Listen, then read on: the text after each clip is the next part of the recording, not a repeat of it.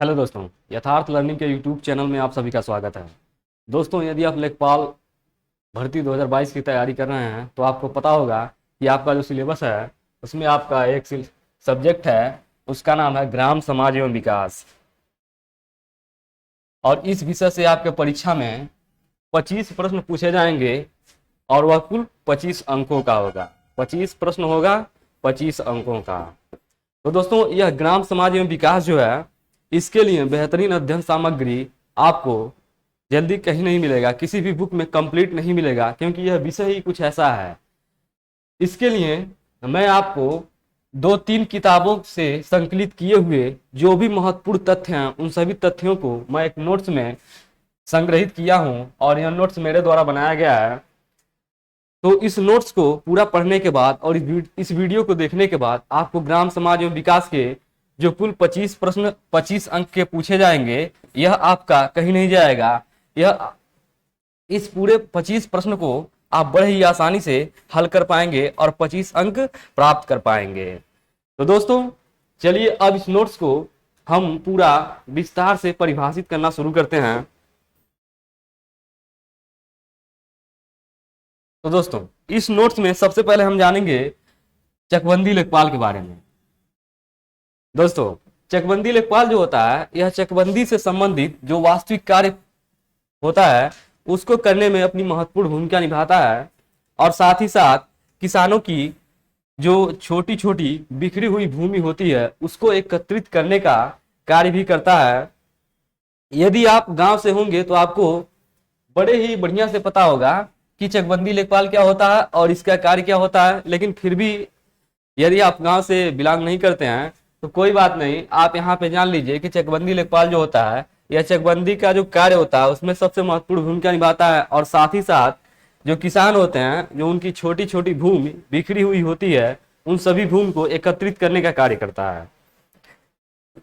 तो चलिए अब आगे हम राजस्व लेखपाल के बारे में जानते हैं, जिसकी आप तैयारी कर रहे हैं या जो आप बनना चाहते हैं। क्या बनना चाहते हैं? राजस्व लेखपाल। अब हम राजस्व लेखपाल के बारे में जानते हैं। राजस्व लेखपाल जो होता है, यह अपने हलके के प्रत्येक खेत का लेखा जोखा रखता है और साथ ही साथ उसके अभिलेखों को अपने रजिस्टर में दर्ज करने वाला एक ग्राम स्तर का अधिकारी होता है और यह कानूनगो के अधीन होकर कार्य करता है। आपको पता होगा कि लेखपाल एक ऐसा सरकारी कर्मचारी होता है जो हमेशा आपको गांव में दिखाई देता है, क्योंकि इसका कार्य गांव से संबंधित होता है। गांव से संबंधित जो समस्त कार्य होते हैं सरकारी स्तर के, वे लेखपाल ही करता है और लेखपाल जो है यह कानूनगो के अधीन होकर कार्य करता है। जो भी कार्य करता है उन सभी कार्यों का ब्यौरा कानूनगो के समक्ष ले जाकर प्रस्तुत करता है। अब चलिए आगे बढ़ते हैं। आगे हम राजस्व लेखपाल के बारे में और जानते हैं। देखिए, राजस्व लेखपाल जो होता है, यह गांव की जितनी भी भूमि होती है उस सभी भूमि का विवरण अपने पास रखता है और साथ ही साथ भूमि का स्वरूप कैसा है, उस पर कितना लगान निर्धारित है, इसकी भी जानकारी उसके पास होती है। और साथ ही साथ प्रत्येक गांव का प्रत्येक वर्ष में जाकर 3 बार खेत का निरीक्षण करता है और इस प्रक्रिया को पड़ताल कहते हैं। अब लेखपाल के इतिहास को हम जान लेते हैं कि यह शब्द कहां से आया या यह पद कहां से आया। दोस्तों, लेखपाल के इतिहास में हम सबसे पहले जान लेते हैं कि लेखपाल को सबसे पहले पटवारी कहा जाता था और आज भी इस शब्द का प्रचलन कई राज्यों में है और इसे अभी भी कई जगह पटवारी के नाम से ही जाना जाता है। यह पटवारी शब्द जो है, यह शेर शाह सूरी के शासनकाल में प्रचलित हुआ था। आगे बढ़ते हैं। और ब्रिटिश काल में जो सरकार के प्रतिनिधि होते थे उसे भी पटवारी कहा जाता था। फिर चौधरी चरण सिंह के समय पटवारी का नाम बदलकर लेखपाल कर दिया गया। ये बड़ा ही महत्वपूर्ण है, इसे याद रखिएगा कि चौधरी चरण सिंह के समय पटवारी का नाम बदलकर लेखपाल कर दिया गया। अब लेखपाल का कार्य क्या होता है उसको देख लेते हैं। देखिए, लेखपाल जो होता है यह भूमि से संबंधित कार्यों को करने में अपनी महत्वपूर्ण भूमिका निभाता है। और साथ ही साथ ऐसा भी कह सकते हैं कि भूमि से संबंधित जो कार्य होते हैं उस कार्य को करने के लिए एक अधिकारी की नियुक्ति की जाती है और उस अधिकारी को राजस्व लेखपाल कहते हैं। सामान्यतः इसे लेखपाल कहा जाता है, लेकिन इसका जो पूरा पद है उसको राजस्व लेखपाल कहा जाता है। और लेखपाल जो होता है भूमि से संबंधित जब कोई भी विवाद होता है तो उस विवाद का निपटारा भी लेखपाल ही करता है। आगे देखते हैं। हमारा राजस्व लेखपाल जो होता है यह दाखिल की प्रक्रिया जो होती है उसमें भी अपनी महत्वपूर्ण भूमिका निभाता है। यह दाखिल की प्रक्रिया क्या होती है यह जान लेते हैं। मान लीजिए गांव में कोई एक जोतदार है, यानी कि गांव में कोई एक किसान है और वह किसान करता क्या है, यह किसान जब अपनी भूमि किसी को बेच देता है, मान लीजिए यहाँ पे कोई विक्रेता है और यह किसान है, जब यह किसान किसी को अपनी भूमि बेच देता है तो इसके किसान बही पे जो इसका नाम होता है उस नाम को हटाकर उसके जगह इस विक्रेता का नाम जब दर्ज कर दिया जाता है, यानी कि उस खेत का मालिकाना हक जब इस विक्रेता के पास चला जाता है तो इस प्रक्रिया को दाखिल प्रक्रिया कहते हैं। और इसमें भी लेखपाल अपनी महत्वपूर्ण भूमिका निभाता है। आगे देखते हैं। आगे हम लेखपाल के पड़ताल के बारे में जान लेते हैं।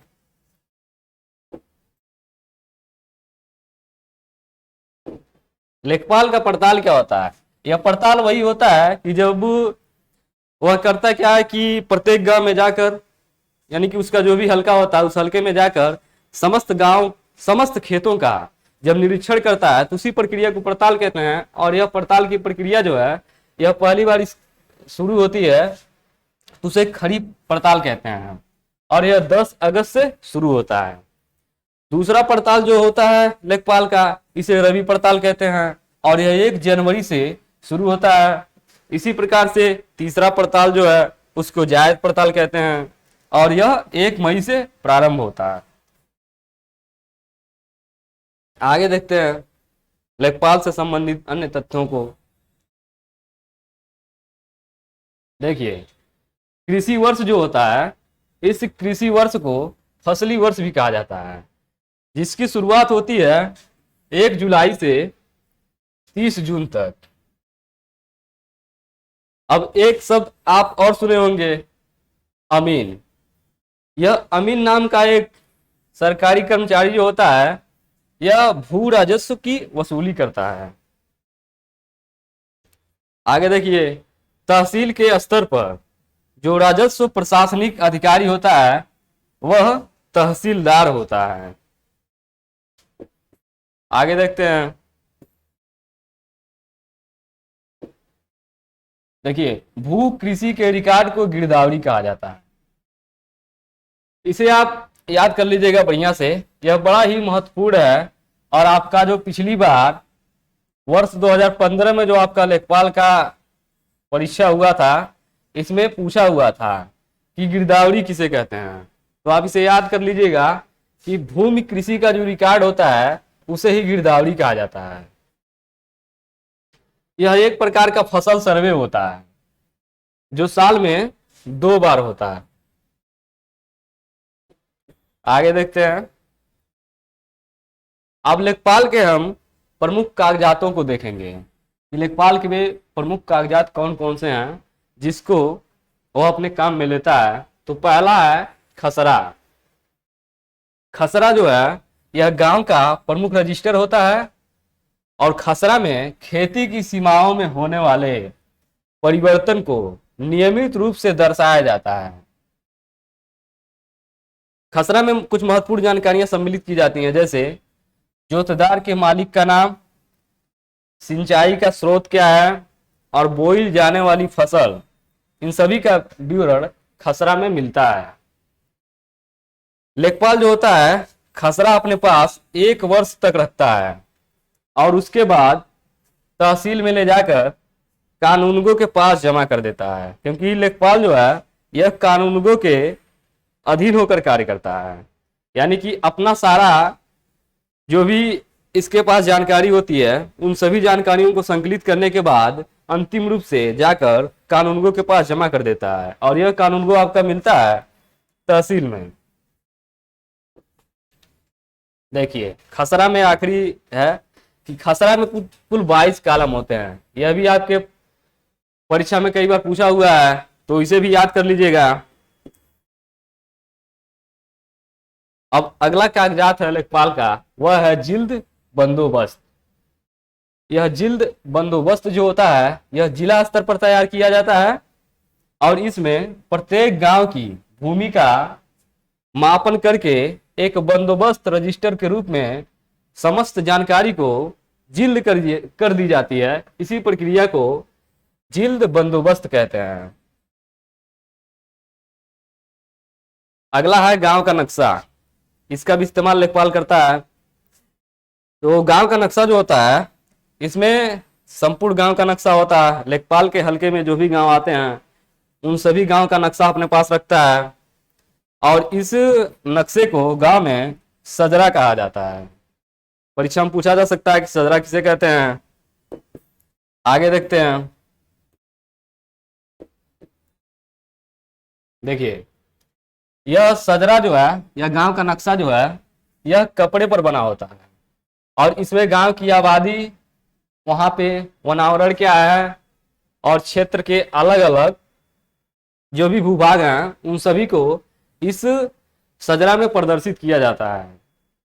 और साथ ही साथ ये गांव का नक्शा जो है इसमें गांव के तालाब, नलकूप, कुआं, सरकारी सिंचाई के साधन, रास्ते एवं सड़क को भी प्रदर्शित किया जाता है। चलिए आगे देखते हैं। इस शब्द को आप बहुत बार सुने होंगे कि खतौनी। खतौनी क्या है? देखिए इसका भी इस्तेमाल लेखपाल करता है अपने कार्य में। खतौनी जो होता है इसमें भूमि का समस्त ब्यौरा रहता है जिसे लेखपाल के द्वारा 15 नवंबर से पहले तैयार कर लिया जाता है। खतौनी में होने वाले परिवर्तन को, यह बड़ा ही महत्वपूर्ण है कि खतौनी में होने वाले परिवर्तन को लाल रंग की स्याही से प्रदर्शित किया जाता है। खतौनी में कुल 13 कॉलम होते हैं। अब चलिए आगे बढ़ते हैं। अगला देखते हैं रोज नामचा। इसका भी इस्तेमाल लेखपाल करता है। रोज नामचा जो होता है इसमें प्रत्येक दिन के कार्यों का विवरण जो है उसको दर्ज किया जाता है और इसके लिए लेखपाल के पास एक डायरी होती है और इस डायरी में प्रत्येक दिन के जो भी कार्य होते हैं उन सभी कार्यों को लेखपाल इस डायरी में दर्ज करता है और इसी को रोज नामचा कहते हैं। आगे देखते हैं। देखिए और यह रोज नामचा जो है 1 अगस्त से लेकर 1 जुलाई तक के कार्यों का विवरण इसमें दर्ज किया जाता है।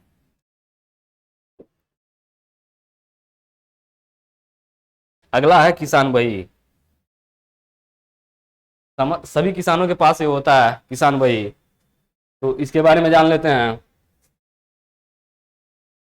किसान बही भी लेखपाल के द्वारा तैयार की जाती है जो सभी किसानों के पास रहती है।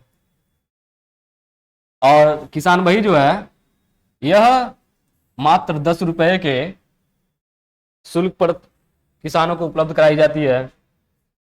और किसान बही जो है किसान के पास कितनी भूमि है इन सभी की जानकारी उसमें संकलित की जाती है।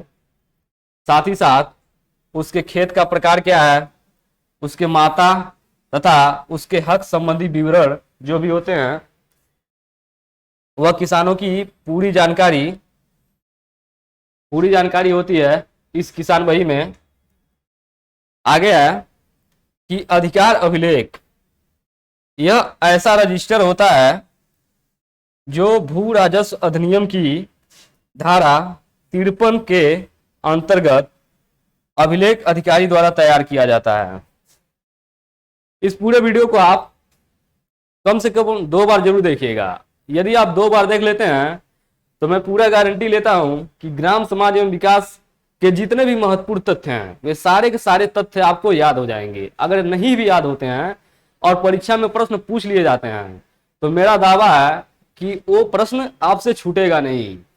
तो इसलिए इस वीडियो को कम से कम आप 2 बार देखिएगा और उसके बाद इसका जो पीडीएफ है उस पीडीएफ को आप इस वीडियो के डिस्क्रिप्शन में जाकर डाउनलोड कर लीजिएगा और उसको भी कम से कम 2 बार पढ़िएगा। तो चलिए आगे देखते हैं।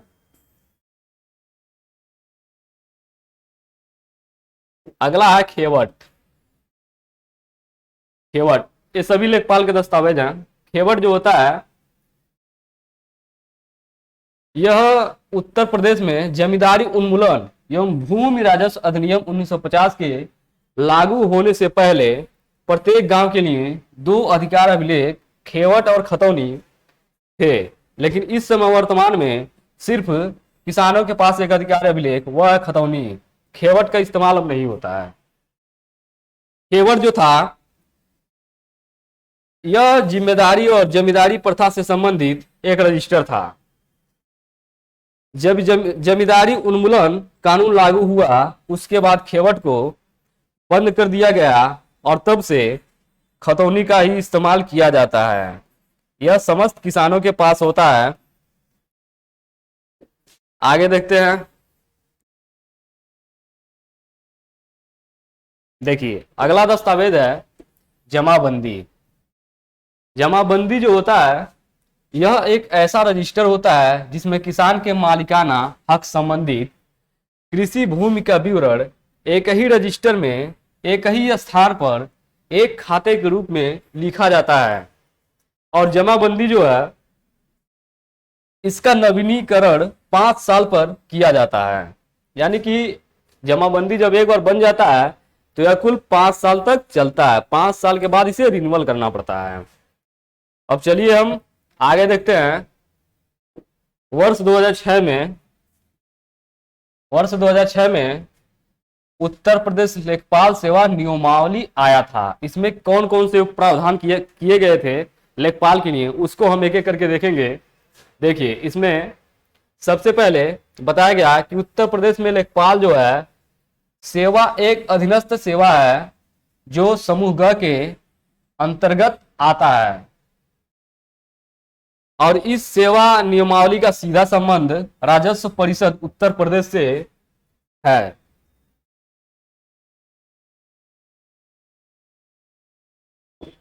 उसके बाद है लेखपाल की रिक्तियों की संख्या को भरने के लिए आवेदन पत्रों को कलेक्टर द्वारा अपने जिले में आमंत्रित किया जाएगा। पहले ऐसा था लेकिन अब नहीं है। अब तो पूरी प्रक्रिया ऑनलाइन कर दी गई है। ऑनलाइन माध्यम से वैकेंसी आती है और भरा भी जाता है। अगला है कलेक्टर की आवेदन पत्रों की समीक्षा करेगा। कलेक्टर जो है जो भी लेखपाल के लिए आवेदन पत्र भरे जाएंगे उनकी समीक्षा करेगा और जो पात्र अभ्यर्थी पाए जाएंगे उनके लिए एक प्रतियोगिता परीक्षा होगा। अगला है इस प्रतियोगिता परीक्षा में वस्तुनिष्ठ लिखित प्रकार का एक परीक्षा होगा। अभी भी होता है। इस लिखित परीक्षा में उत्तीर्ण अभ्यर्थियों का कलेक्टर के सामने साक्षात्कार होगा। वर्ष 2015 में लेखपाल के लिए जो परीक्षा हुआ था उसका साक्षात्कार भी कलेक्टर के सामने ही किया गया था। फिर उसके बाद अंतिम रूप से वरीयता सूची जारी की गई थी। अगला है कि वर्तमान में लेखपाल भर्ती परीक्षा के लिए साक्षात्कार नहीं होगा। समूह ग की जितनी नौकरियां हैं उत्तर प्रदेश में उसमें जो पहले साक्षात्कार होते थे उन सभी साक्षात्कार को यानी कि इंटरव्यू को अब समाप्त कर दिया गया है। अब साक्षात्कार नहीं होगा। समूह ग की जितनी नौकरियां हैं उत्तर प्रदेश में उन सभी के लिए अब कोई भी इंटरव्यू नहीं होगा। अगला है, यदि दो या दो से अधिक अभ्यर्थी बराबर अंक प्राप्त करते हैं, यदि दो या दो से अधिक अभ्यर्थी बराबर अंक प्राप्त करते हैं लेखपाल के लिए जो भी भर्ती परीक्षा होती है, और उसमें यदि दो अभ्यर्थी ऐसे हैं जो बराबर अंक प्राप्त कर लेते हैं, तो उस परिस्थिति में लिखित परीक्षा में अधिकतम अंक प्राप्त करने वाले अभ्यर्थी को प्राथमिकता दी जाएगी। यहाँ पे प्रिंटिंग में मिस्टेक है कि जब दो अभ्यर्थी बराबर अंक प्राप्त कर लेंगे, दो अभ्यर्थी जब इस लिखित परीक्षा में बराबर अंक प्राप्त कर लेंगे,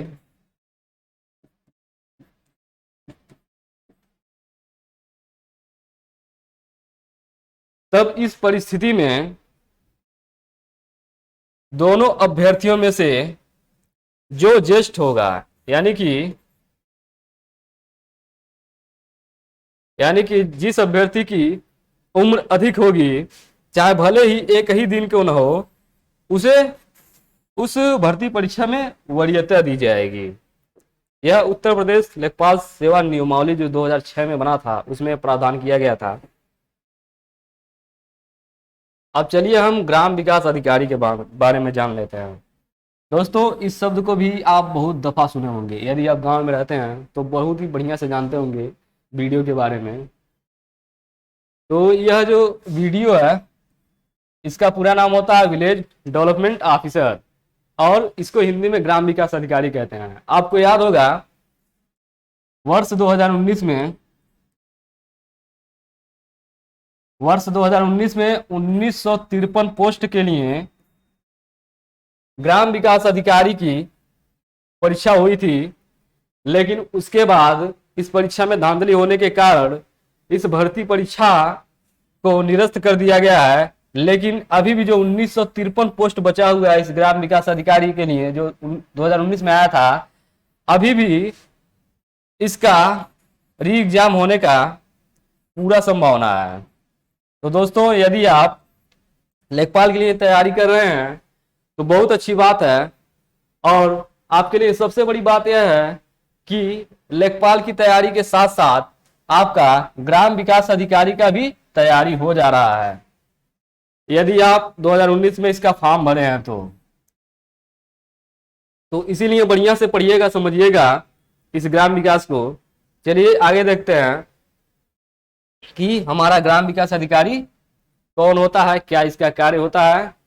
सबसे पहले हम जान लेते हैं कि ग्राम विकास अधिकारी जो होता है यह गांव में होने वाले विकास कार्यों को करने के लिए जिम्मेदार होता है, जो ग्राम प्रधान या सरपंच के साथ मिलकर गांव के विकास कार्यों का खाका तैयार करता है।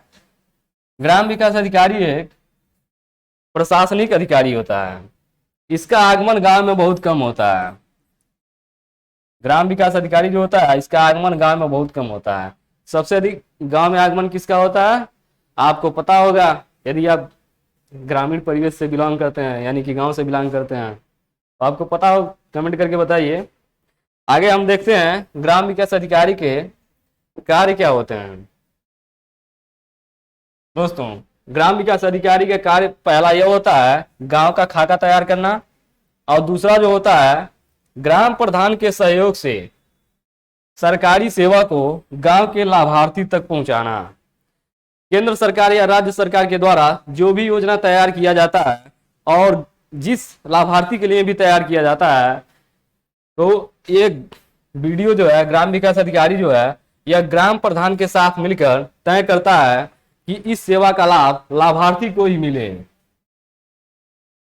इसका अगला कार्य है सरकार की योजनाओं को ग्राम में संचालित करवाना। केंद्र एवं राज्य सरकार के जो भी योजना होते हैं उन सभी योजनाओं को गांव में संचालित करने का कार्य हमारा ग्राम विकास अधिकारी ही करता है। अब हम वीडियो के बारे में जान लेते हैं। ब्लॉक डेवलपमेंट ऑफिसर यानी कि खंड विकास अधिकारी। ब्लॉक डेवलपमेंट ऑफिसर जो है यह ब्लॉक की योजना और विकास से संबंधित सभी कार्यक्रमों का क्रियान्वयन करने की निगरानी करता है। अब खंड विकास अधिकारी के कार्य को देख लेते हैं। खंड विकास अधिकारी जो होता है, इसका कर्तव्य यह होता है कि शिविरों, व्यक्तिगत वार्ताओं, समूह बैठकों और प्रदर्शनों के माध्यम से किसानों को कृषि संबंधी शिक्षा के महत्व का प्रचार प्रसार करना, जिसमें ग्रामवासी कृषकों को उर्वरक, उन्नतशील बीज और कीटनाशकों के उपयोग के बारे में जागरूक करना, जिससे कृषि फसल का उत्पादन बेहतर हो सके। चलिए आगे देखते हैं। अब हम राजस्व विभाग के बारे में जानते हैं कि राजस्व विभाग क्या होता है। दोस्तों, राजस्व प्रशासन में राजस्व विभाग का सबसे महत्वपूर्ण विभाग है। इस विभाग में शामिल अधिकारी जो होते हैं वह ग्राम स्तर से शीर्ष स्तर तक के राजस्व से संबंधित सभी कार्यों को देखते हैं।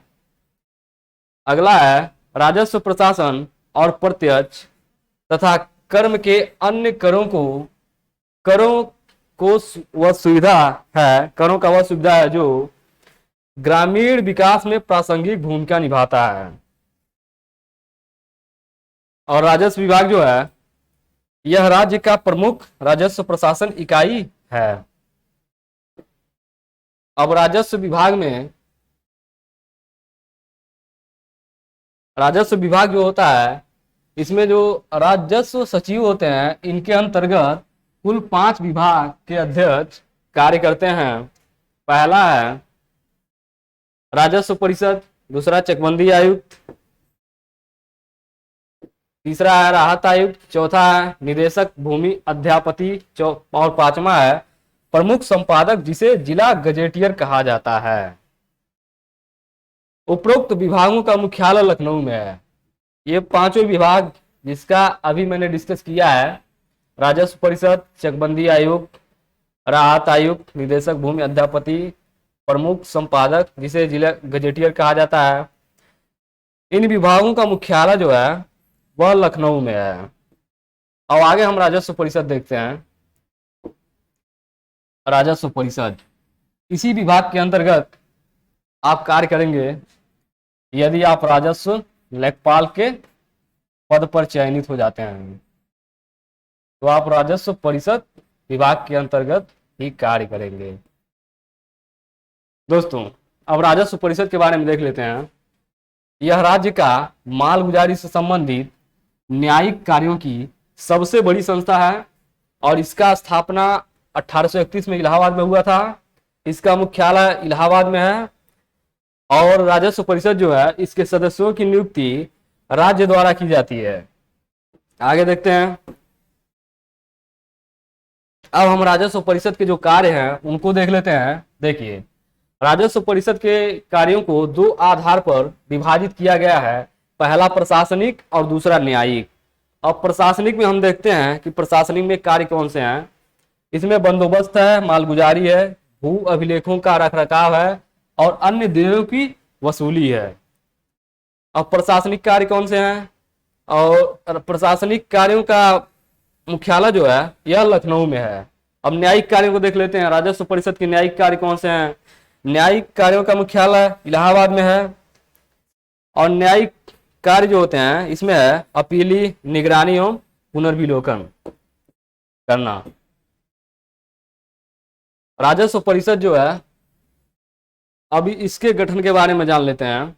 देखिए, राजस्व परिषद जो है यह एक अध्यक्ष, 2 प्रशासनिक और साथ में न्यायिक सदस्यों से बनता है।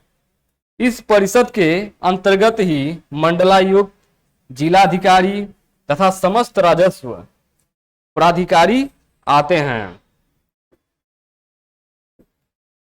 यहां पर देखिएगा, राजस्व परिषद जो है इसमें शीर्ष स्तर का जो अधिकारी है वह है जिलाधिकारी। उसके बाद हमारा है अपर जिलाधिकारी और उसके नीचे आते हैं उप जिलाधिकारी और उनके अधीन होकर कार्य करते हैं तहसीलदार और तहसीलदार के अधीन होकर कार्य करते हैं नायब तहसीलदार। फिर आते हैं राजस्व निरीक्षक, जिन्हें कानूनगो के नाम से जाना जाता है। और सबसे नीचे का जो सरकारी कर्मचारी या अधिकारी होता है वह राजस्व लेखपाल होता है।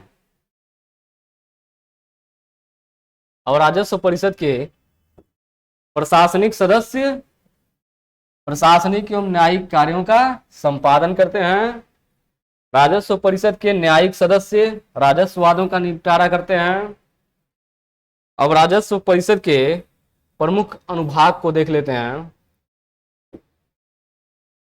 दोस्तों यह जो है यह ग्राम समाज एवं विकास के लिए एक कंप्लीट नोट्स है, इसीलिए यहाँ पे हम जो सबसे महत्वपूर्ण तथ्य है ग्राम समाज एवं विकास से, उसी के बारे में हम सिर्फ चर्चा करेंगे। जो परीक्षा में पूछे जाने की पूरी संभावना के साथ इस नोट्स में संकलित किया गया है, तो आप इस वीडियो को पूरे विस्तार से देखिएगा और बढ़िया से समझिएगा। चलिए अब राजस्व परिषद के प्रमुख अनुभागों को देख लेते हैं। पहला है लखनऊ में स्थित प्रशासनिक कार्यालय में 19 अनुभाग तथा 14 प्रकोष्ठ। प्रयागराज के कार्यालय में 2 अनुभाग हैं। उसके बाद है अनुभाग 1 का कार्य जो है जमींदारी उन्मूलन तथा भूमि व्यवस्था लागू करना। अनुभाग 2 का कार्य है वृक्षारोपण का कार्य, भूमि क्षेत्रों का विकास और भूमि का आवंटन, बाजार, मेलों, तालाबों, पोखरों से होने वाले आय से संबंधित कार्य कौन करता है, यह अनुभाग 2 में बताया गया है। अनुभाग 3 का कार्य है राजस्व सचिव शाखा के सभी 14 अनुभागों के अधिष्ठान से संबंधित कार्य। अब अनुभाग 4 का कार्य क्या उसको देख लेते हैं। इसके तहत बताया गया है जिलों के अभिलेखों का सुदृढ़ीकरण, आधुनिकीकरण,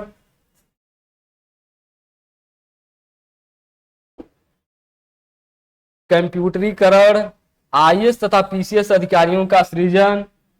यह अनुभाग 4 का कार्य है। लेखपाल प्रशिक्षण, विद्यालयों की स्थापना। जब आप लेखपाल बन जाएंगे तो आपके लिए जो ट्रेनिंग दिया जाएगा, प्रशिक्षण दिया जाएगा, ठीक, उसका भी कार्य अनुभाग 4 में ही बताया गया है। अब अनुभाग 5 के कार्य को देख लेते हैं। इसका पहला मंडल, जनपद, तहसीलों के सृजन संबंधी कार्य को देखना। अनुभाग 6 का कार्य है उत्तर प्रदेश में राजस्व परिषद के नवीन पदों का सृजन करना। और अनुभाग 7 का कार्य है भू राजस्व, नहर देय, तकावी देय तथा अन्य सरकारी देय की वसूली करना। अनुभाग 8 का कार्य है चकबंदी से संबंधित। अनुभाग 9 का कार्य है खेतों की हदबंदी, दाखिल खारिज करना। अनुभाग 10 का कार्य है अपराधों से संबंधित शिकायत पत्र लेना, आपदा पीड़ितों की सहायता करना, अनुदान, बाढ़। और अनुभाग 11 का कार्य है बाढ़ की वार्षिक समीक्षा करना, भूखमरी की सूचना तथा उसकी जांच करना, कृषि आपदाओं से संबंधित सूचनाएं इकट्ठा करना, फसल तथा मौसम की सूचना का काम करना। दोस्तों यदि आपके परीक्षा में पूछ लिया जाता है कि बाढ़ की वार्षिक समीक्षा करने के लिए कौन से अनुभाग के बारे में बताया गया है कि बाढ़ की समीक्षा की जाएगी, तो इसको याद रखिएगा, यह अनुभाग 11 का कार्य है। इसमें बताया गया है कि बाढ़ की वार्षिक समीक्षा करना है। अब अनुभाग 12 को देख लेते हैं। इसका कार्य है परिवार नियोजन संबंधित कार्य, भू राजस्व अधिनियम का क्रियान्वयन।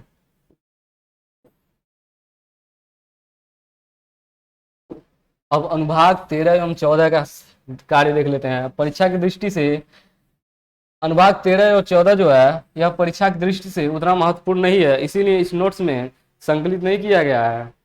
जो भी आपके परीक्षा की दृष्टि से महत्वपूर्ण है सिर्फ उन्हें इस नोट्स में संकलित किया गया है, ताकि आपको कम से कम पढ़ना पड़े और बेहतरीन पढ़ना पड़े। अब चलिए हम राजस्व विभाग के ऑनलाइन दस्तावेज को देख लेते हैं। राजस्व विभाग जो है कौन कौन से ऑनलाइन दस्तावेज तैयार करता है उसको हम देख लेते हैं। दोस्तों राजस्व विभाग जो है आप आय जात बनवाते हैं,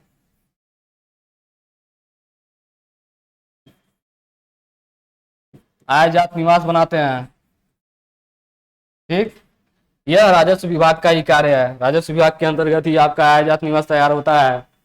और उसके बाद आपका भूलेख जो है, जिसे खसरा हो गया, खतौनी हो गया, ये सब भी राजस्व विभाग का ही कार्य है। यहाँ पे पूरा लिखा हुआ है लेकिन आपको दिख नहीं रहा होगा। यदि नहीं दिख रहा तो कोई बात नहीं, मैं बता दिया हूँ आपको यहाँ पे कि आय जात निवास भी जारी किया जाता है राजस्व परिषद के ही तहत, और भूलेख का कार्य भी राजस्व परिषद ही करता है। चलिए आगे बढ़ते हैं, आगे देखते हैं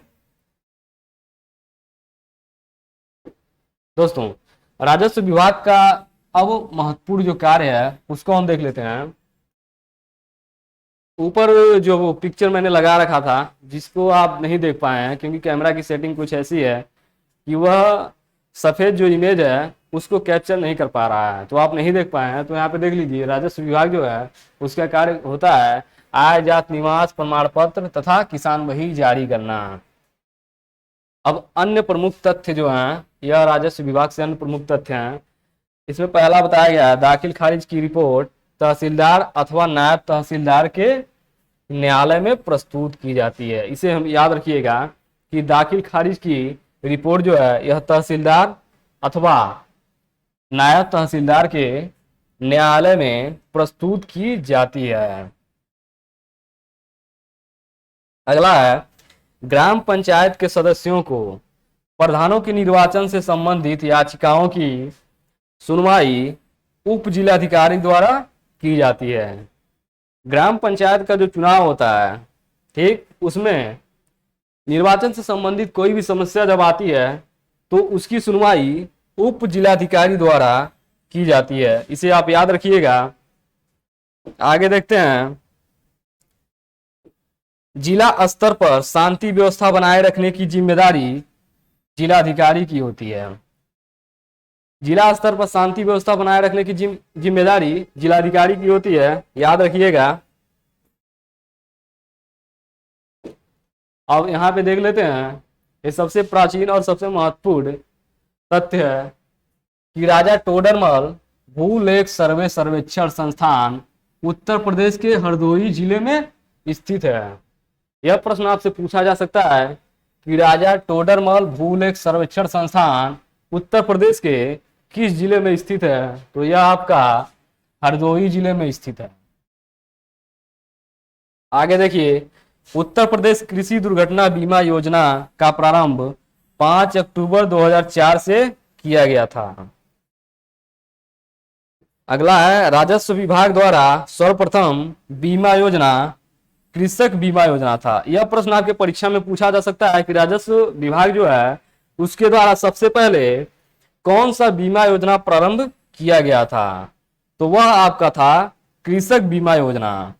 क्योंकि राजस्व विभाग जो है यह किसानों से संबंधित ही सबसे ज्यादा कार्य करता है। आय जात निवास तो जारी करता ही है और साथ ही साथ भूलेख जारी करता है, लेकिन किसानों से संबंधित ज्यादा कार्य राजस्व विभाग में होता है। तो इसीलिए राजस्व विभाग जो है सबसे पहले बीमा योजना बनाया था जिसका नाम था कृषक बीमा योजना। चलिए आगे देखते हैं। देखिए, राजस्व विभाग द्वारा सर्वप्रथम, इसको तो मैं बता चुका हूं कि राजस्व विभाग द्वारा सर्वप्रथम बीमा योजना कृषक बीमा योजना था जिसे तैयार किया गया था। उसके बाद है राजस्व विभाग का दूसरा बीमा योजना आम आदमी बीमा योजना है। राजस्व विभाग पहला बीमा योजना तैयार किया था जिसका नाम था कृषक बीमा योजना और दूसरा था आम आदमी बीमा योजना। अब जिला स्तरीय राजस्व प्रशासन को देखते हैं कि जिला स्तर में राजस्व प्रशासन का गठन कैसे होता है। तो दोस्तों सबसे पहले देखिए, उत्तर प्रदेश जो है यह कुल 75 जिलों में विभाजित है और प्रत्येक जिले का सर्वोच्च अधिकारी जो है वह जिलाधिकारी कहलाता है। जिला स्तर पर जो राजस्व प्रशासन होता है उसमें शीर्ष पद जो होता है वह जिलाधिकारी का होता है। अब इसका विभाजन देखते हैं कि विभाजन किस प्रकार से हुआ जिला स्तर पर। सबसे पहले जिला जो है उसको उपमंडलों में विभाजित किया गया है और उपमंडलों को तहसील या तालुका में विभाजित कर दिया गया है, और तहसील और तालुका जो है उसको गांव में विभाजित किया गया है।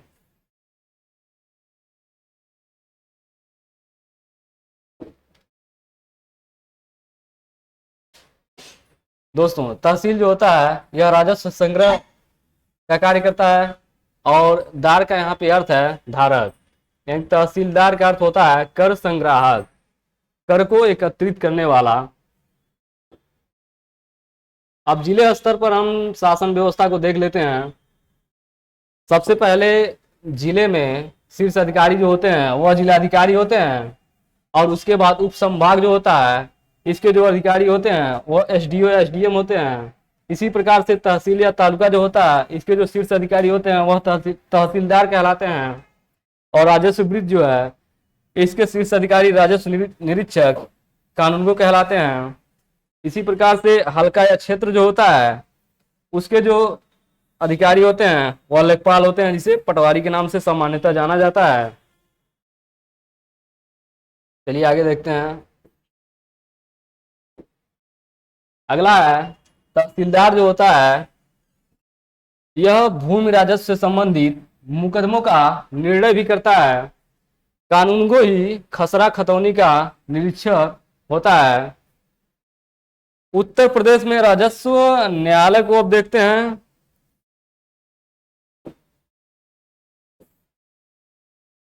देखिए उत्तर प्रदेश में इस समय 2651 राजस्व न्यायालय हैं। यह पूरी तरह से अपडेटेड है, और इन न्यायालयों में शीर्ष न्यायालय जो है वह राजस्व न्यायालय की तथा निम्न न्यायालय नायब तहसीलदार की होती है।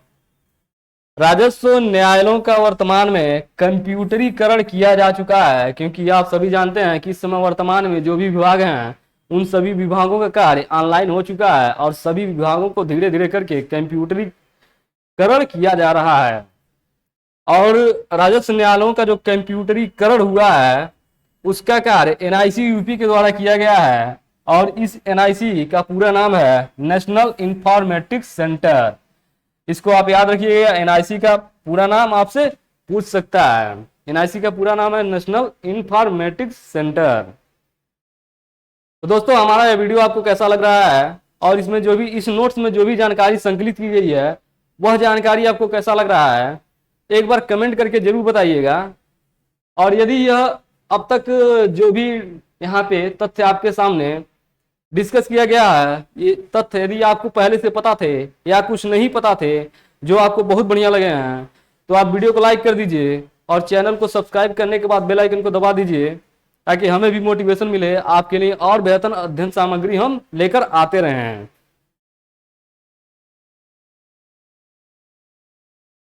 चलिए दोस्तों आगे देखते हैं। अब राजस्व न्यायालय के अधीन कौन कौन से विषय हैं उसको हम एक एक करके देख लेते हैं।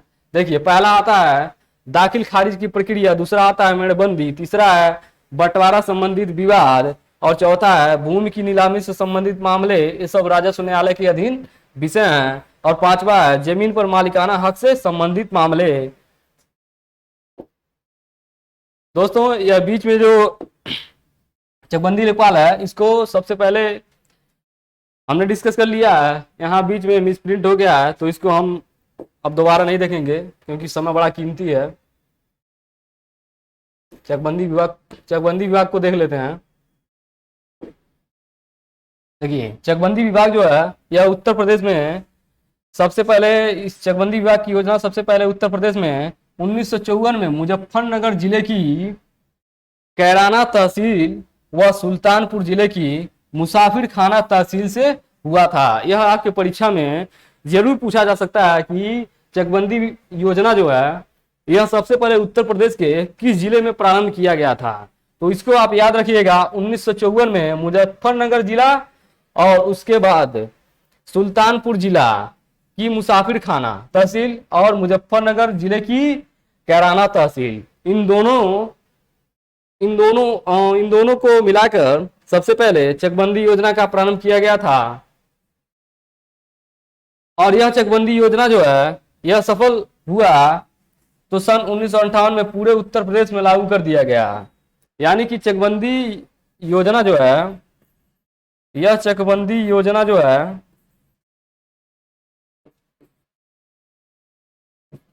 यह सबसे पहले 1954 में शुरू किया गया था और पहला था, यह मुजफ्फरनगर जिला था।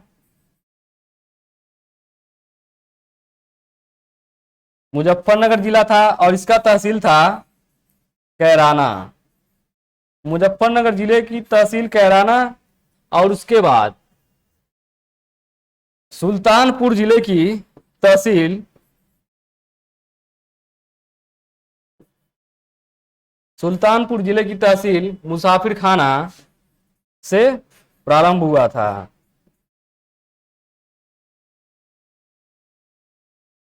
और जब यह चकबंदी योजना इन दोनों तहसीलों में सफल रहा तो उसके बाद वर्ष 1958 में पूरे उत्तर प्रदेश में लागू कर दिया गया। अब चलिए आगे देखते हैं। अब चकबंदी विभाग के कार्य को देख लेते हैं। चकबंदी विभाग कार्य क्या करता है? दोस्तों, चकबंदी विभाग जो है यह भूमि के बिखरी जोतों को एकत्रित करता है। बस आप इतना याद रखते हैं तो आपको तुरंत पता चल जाएगा कि चकबंदी विभाग का कार्य क्या होता है। और सबसे महत्वपूर्ण यही कार्य होता है कि भूमि के बिखरी हुई जो जोत है उन सभी को एकत्रित करना है। चकबंदी प्रक्रिया को जान लेते हैं। प्रदेश को चकबंदी प्रक्रिया में प्रदेश जो है उसको कटकों में विभाजित करके चकबंदी की जाती है। यानी कि प्रदेश जो है उसको कटक में विभाजित कर दिया जाता है, उसके बाद चकबंदी की जाती है। और प्रत्येक कटक में चकबंदी समिति गठित की जाती है और इस समिति में कुल 5 से 11 सदस्य होते हैं। प्रदेश जो है चकबंदी प्रक्रिया में होता क्या है, इस प्रदेश को कटक में विभाजित कर दिया जाता है और इस कटक में कुल 5 से 11 सदस्य सम्मिलित होते हैं। आगे देखते हैं। चकबंदी जो है यह कुल 2 प्रकार का होता है। चकबंदी 2 प्रकार की होती है। पहला होता है ऐच्छिक चकबंदी, इसे अंग्रेजी में ऑप्शनल कहते हैं, और दूसरा है अनिवार्य चकबंदी। तो पहले हम ऐच्छिक चकबंदी को देखते हैं। जब किसान अपनी इच्छा अनुसार चकबंदी करवाता है तो उसे ही ऐच्छिक चकबंदी कहते हैं। यहां पर थोड़ा सा मुझसे मिस्टेक हो गया है कि ऐच्छिक चकबंदी जो है इसका मतलब होता है जब किसान इच्छा अनुसार चकबंदी करवाते हैं अपने खेत का तो उसे ऐच्छिक चकबंदी कहते हैं। और ऐच्छिक चकबंदी पहली बार वर्ष 1921 में पंजाब राज्य में हुआ था। दूसरा अनिवार्य चकबंदी, इसमें किसान की इच्छा हो या ना हो राज्य अपनी इच्छा अनुसार कानूनी तौर पर चकबंदी करवाता है। पहला हमारा था ऐच्छिक चकबंदी। वह चकबंदी तभी होता है जब किसान की इच्छा होती है कि हमारे खेत की चकबंदी की जाए। और दूसरा है अनिवार्य चकबंदी। इस अनिवार्य चकबंदी में किसान की इच्छा हो या ना हो उसके खेत की चकबंदी की जाएगी यदि राज्य सरकार चाहती है तो। अनिवार्य चकबंदी 2 प्रकार की होती है। कौन कौन सा उसको देखते हैं। अनिवार्य चकबंदी में पहला आता है आंशिक चकबंदी। आंशिक चकबंदी यह होता है जब गांव के किसी अधिकतर किसान चकबंदी के लिए सहमत होते हैं तो शेष को भी कराना पड़ता है, इसको आंशिक चकबंदी कहते हैं। और आंशिक चकबंदी पहली बार वर्ष 1923 में मध्य प्रदेश में तथा दूसरी बार वर्ष 1936 में पंजाब राज्य में हुआ था। और क्या कहते हैं, अनिवार्य चकबंदी का दूसरा है हमारा पूर्ण चकबंदी। पूर्ण चकबंदी में क्या है कि इसमें कानूनन राज्य सरकार चकबंदी को अनिवार्य करके राज्य के सभी लोगों के भूमि की चकबंदी करती है। इसमें राज्य के सभी लोगों के भूमि की चकबंदी करती है। पूर्ण चकबंदी प्रथम बार वर्ष 1948 में पंजाब राज्य में हुआ था। अब चकबंदी से कौन कौन से लाभ होते हैं उसको देख लेते हैं। चकबंदी से पहला लाभ यह होता है किसानों की जो बिखरी हुई भूमि होती है वो सभी एक जगह पे एकत्रित हो जाती है। और दूसरा है किसानों के समय की बचत होती है, क्योंकि एक जगह पे जब खेती करता है तो उसको कम समय लगाना पड़ता है खेती में, और जब अलग अलग 4-5 जगह पे जाकर खेती करता है तो उसे ज्यादा समय देना पड़ता है खेती करने के लिए। तीसरा, किसानों को एक ही बार में बुआई, जुताई, सिंचाई का समय मिल जाता है, एक ही बार में कर लेते हैं क्योंकि एक ही जगह पे खेती एकत्रित हो जाती है। चौथा, इससे पैदावार में वृद्धि होती है। और पांचवा है चकबंदी से सिंचाई व्यवस्था आसान हो जाता है। अब बिल्कुल सही है, चकबंदी जब हो जाता है तो किसान की भूमि एक जगह पे एकत्रित कर दी जाती है और एक ही बार की सिंचाई में किसान अपने खेती को कर लेता है। और वहीं पे जब 4-5 जगह पे उसकी खेती होती है तब वह 4-5 बार सिंचाई करता है, तो इससे उससे समय की बर्बादी होती है। छठा जो है वैज्ञानिक तरीके से खेती करना किसान के लिए आसान हो जाता है। अब चकबंदी से होने वाली समस्या जो है उसको देख लेते हैं। चकबंदी से होने वाली समस्या में पहला यह है कि यदि पक्षपात दृष्टि से चकबंदी की जाती है तो किसान इसका विरोध करते हैं। बिल्कुल करेंगे, क्योंकि पक्षपात दृष्टि से यदि चकबंदी उनके खेत किया जाता है तो उनके हिस्से में जितना भी भूमि होता है वह भूमि उनको पूरा प्राप्त नहीं हो पाता है। दूसरा यह कि इसमें बहुत कम किसानों को अनेक खेतों के मुकाबले एक खेत मिलता है, यह भी सही है। तीसरा है इसमें किसानों को उनकी भूमि का उचित मूल्य नहीं मिलता है। यह चकबंदी से होने वाली समस्याएं थी। अब हम तहसील दिवस के बारे में जानते हैं कि तहसील दिवस क्या होता है। दोस्तों यह ग्राम समाज में विकास का नोट जो है यह कुल 240 पेज का है और इस समय हम 34 नंबर के पेज पर हैं। तो दोस्तों यदि इसके लिए मैं सिर्फ एक वीडियो बनाता हूं तो कम से कम मुझे लगता है कि 2.5 से 3 घंटे का वीडियो हो जाएगा, जिसे देखना आपके लिए सही नहीं है, क्योंकि 2.5 से 3 घंटा लगातार आप वीडियो देखते हैं तो आपको भी उतना मजा नहीं आएगा वीडियो देखने में और मुझे बनाने में मजा नहीं आ रहा है। तो इसीलिए मैं इसका अब दूसरा पार्ट लेकर आऊंगा जहां पे हम फिर कुछ इस नोट्स के पार्ट को कवर करेंगे।